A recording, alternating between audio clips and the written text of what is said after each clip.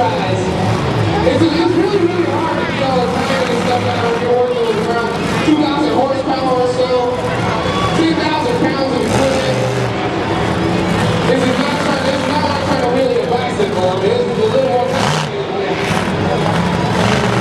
Oh, looks like he wants to try the wheelie from there. We have given them all the right to try the wheelie from any part of the track that they would like. So it looks like he's going to go for a big drop in. If you're not familiar with monster trucks,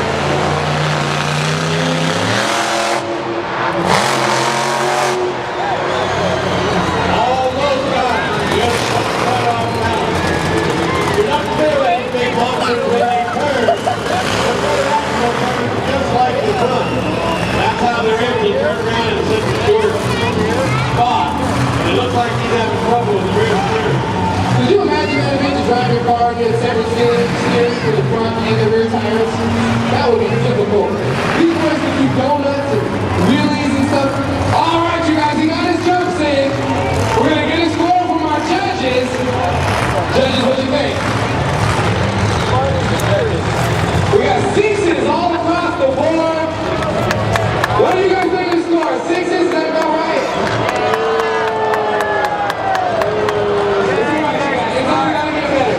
Sixes all across the board. Too high or too low?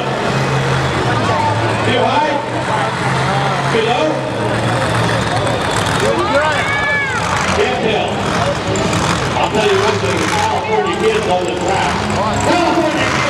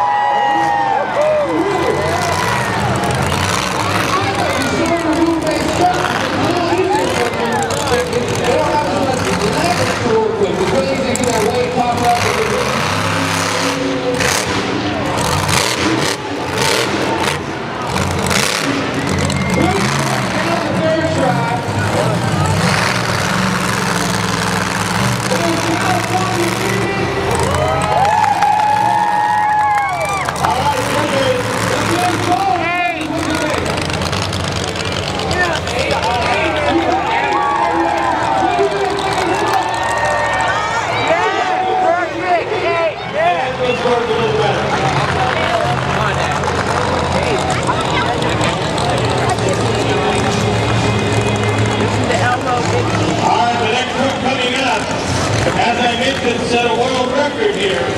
He got it just right, and we need the full length of this infield. We'll see if he can do something like that tonight. Coming up, the Iron Outlaw. Now, to be fair, it's the same truck that set the record, but there is a different driver behind the wheel. So we'll see how it does. Here we go.